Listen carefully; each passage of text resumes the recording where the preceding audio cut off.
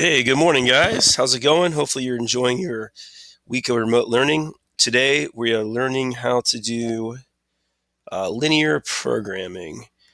And I'm going to do notes from home again. And here's 3, 4 notes. And I'll go through all these notes. And at the end of doing the guided notes with your notes I gave you, just fill in the blanks. You need to fill out a quiz that says, yes, I completed the notes. That's all you need to do. So at the end of this, taking notes, remember, it's important to take the notes. If you don't take the notes, you will not learn. So you need to learn the materials in order to do well on the tests. Linear programming. So remember, linear means straight line. So straight, which my line is not straight. How funny is that? Straight line like that. Left, right, up, or down. Draw a line from each polygon in column A to the number of vertices it has in column B. So vertices, remember, this is a key term you probably learned many times throughout your educational life. They are the little, and if you have a pentagon, I can draw a pentagon real quick for you.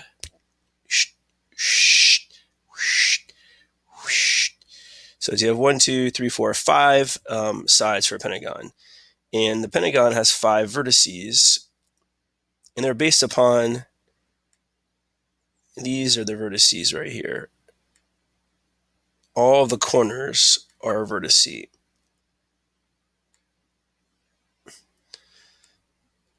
There you go. Next, a quadrilateral has 4 vertices, and an octagon has 8 vertices. So there's our first 3 answers. Number 2, write the letter of each vertex of the quadrilateral at the right. So we have 6, 4. So remember, we start here at 0, 0 and go across 6 and go up 4. 1, 2, 3, 4, and you have C for the first answer. 3, 5, we go 3 across and 5 up, you have B. These would be very simple, almost too simple. 4, -1, so 4 across, -1 down, you have D. And now you only have 1 left and it's A, but let's make sure we got it right. 1 across, 2 up, you have A. There we go. All right. Constraint is our vocab word today. Related words: constrain, restrict, limit, or feasible region. Main idea: the constraints in a linear programming situation form a system of inequalities. The graph of this system is the feasible region and constraints, and contains all the points that satisfy the constraints. So a definition: a constraint is a restriction or limitation. Let's do some more vocabulary. Weight is one. You only have 3 words here: constraint, constrain, or constrained. And it is actually one constraint. Weight. So it's like a variable, basically, in this sense.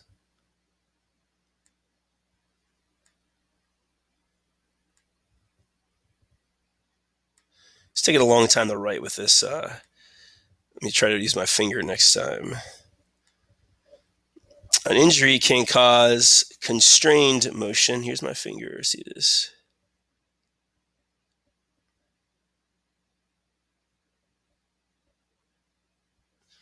Constrained motion. And that's my nice cursive for you there. A little faster for your note taking. The rules of a game constrain how you play. So that's just the word constrain.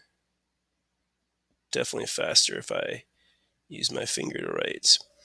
All right, turn the page to page 71. And we have linear programming is a method of finding the minimum or maximum value of some quantity given a set of constraints. The constraints form a system of linear inequalities. The graph of the solutions is the feasible region. So the feasible region is everything inside. So by that definition here, the feasible region would be this, would be this triangle right there. This is a feasible region. So here's your key concept: a vertex principle of linear programming.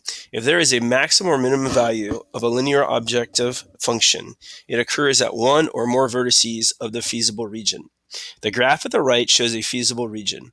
Write the coordinates at which a maximum or minimum value of a linear objective function could occur. So really what you're going to do is you're just going to write the three vertices. So the first one is right here, 0, 0, right?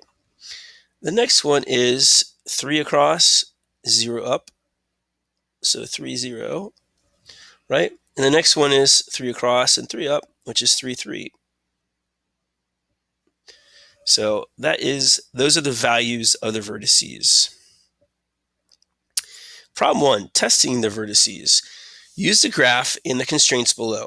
What values of x and y in the feasible region maximize p for the objective function p equals x plus 3y?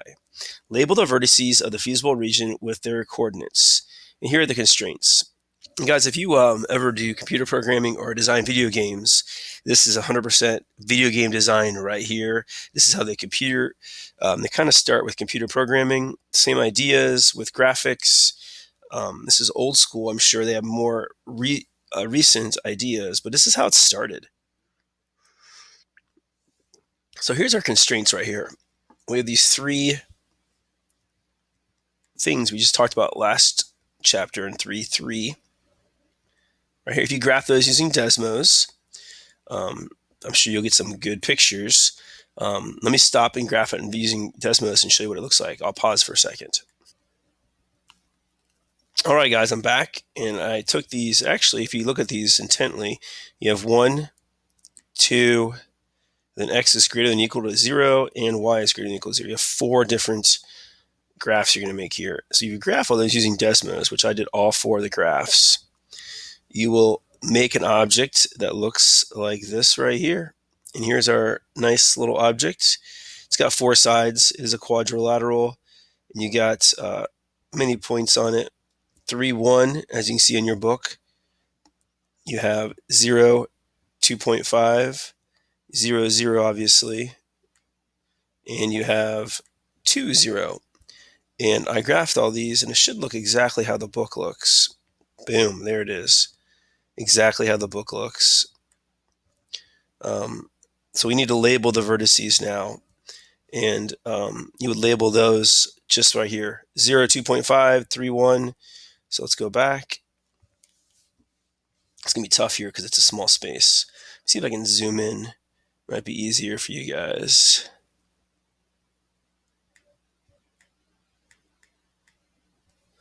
So you have 0, 2.5 here.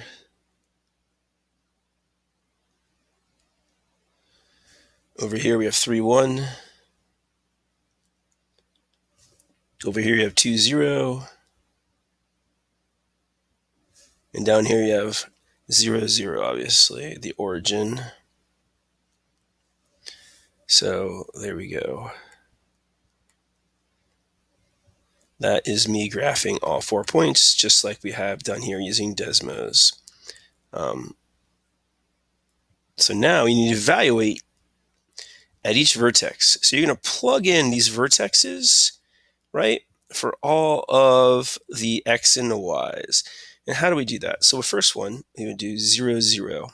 So you'd plug in 0, 0 here, and you put in p equals 0 for x plus 3 times 0 for y. And so you get, obviously, 0 and 3 times 0 is 0. So p equals 0. That's that answer. Next thing you do, 0 and 2.5. So you use those coordinates. We probably should have put those brackets there. So p equals x plus 3y, and let's plug in 0 for x, and plug in 3 here, and 2.5 here. So if you multiply that out, you get p equals 7.5. Correct? Let me scroll over here 2 more to do. Make sure I don't mess that up for you guys. Here we go. Next one we have at 3, 1. The next one, this is a lot of work here, I know, but this will pay off in the end. We plug in this for P. This is the first time X has got a value now. So we plug in 3 for X and 3 times 1 for the Y. So 3 times 1 is 3, plus 3 is 6. So P equals 6. So that's that answer. I forgot the box in or circle that one. Last one is at 2, 0. Right? So we have P equals 2 plus 3 times 0 is 0, right? So P is going to equal 2 here. All right. So let's zoom out again. So P has a maximum value of what? What's the maximum value of our 4 numbers here? Looks like this is going to be the maximum value. So right there, we're just going to draw an arrow. You could put 7.5 there if you wanted to. When X and Y are 0 and 2.5. So there we go. So let's turn the page to go to 72. I'm halfway done with the notes for today. So problem 2, using linear programming to maximize profit. Got it, businesses. You are screen printing t-shirts and sweatshirts to sell at the Polk County Blues Festival and are working with the following constraints. It takes 10 minutes to make 1 color t-shirt. It makes 20 minutes to make 3 color sweatshirts.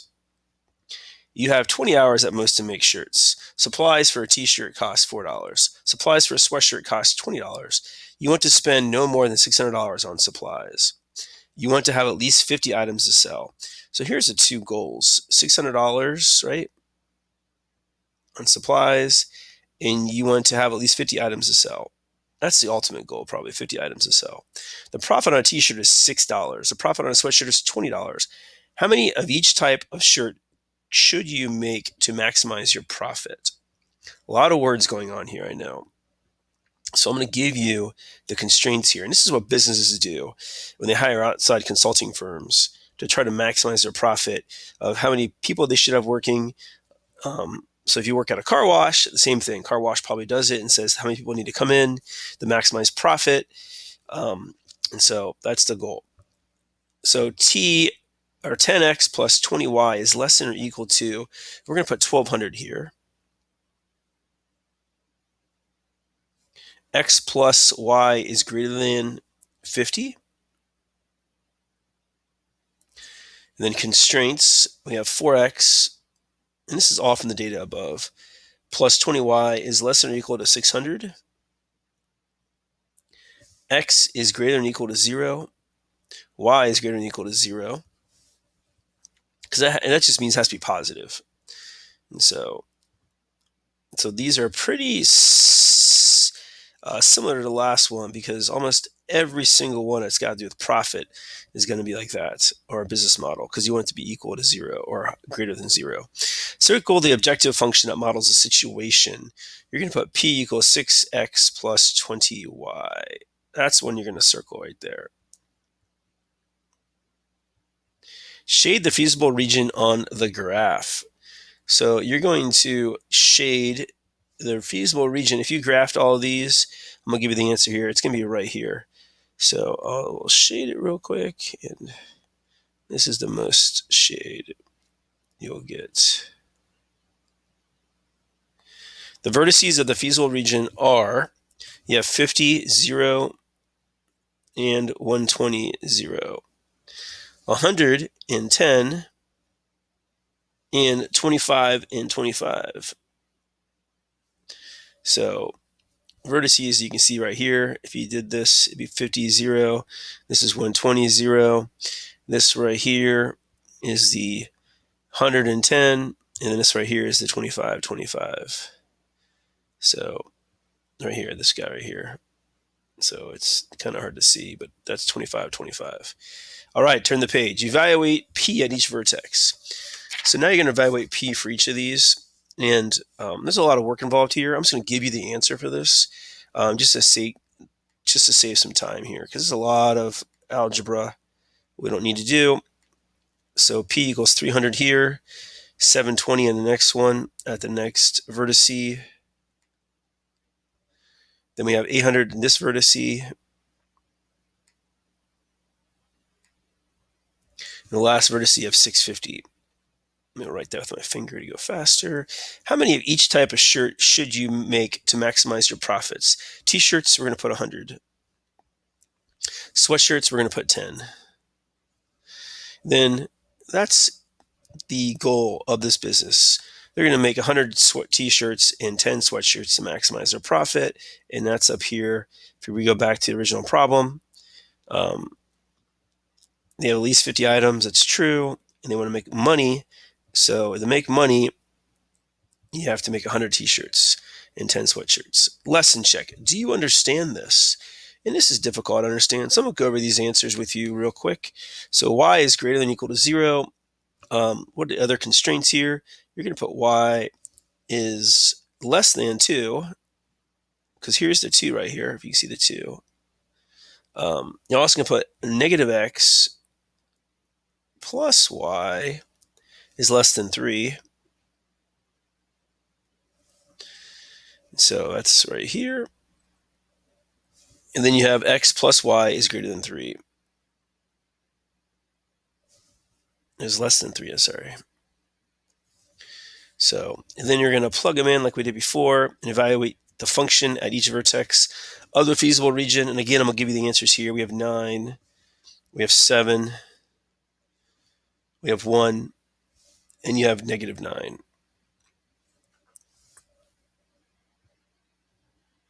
So the last part, math success, check off the vocabulary words that you understand, and that's from today's lesson. Feasible region is the region that's shaded, so let's do a check mark there, I guess. Objective function, we understand that. The linear program, which we did all that programming, inserted the numbers in, and the constraint, which checked off. So do you need to review this, or now I get it? It is a 0 to 10, so circle one of these. You get it would be a 10, or if I need some review or I have questions, you put a 0. That helps me as your teacher to understand what you know. So do that today. Then tomorrow we'll have homework and a quiz over this lesson. Thanks, guys. Hope you're all feeling well. Have a good Christmas and New Year's.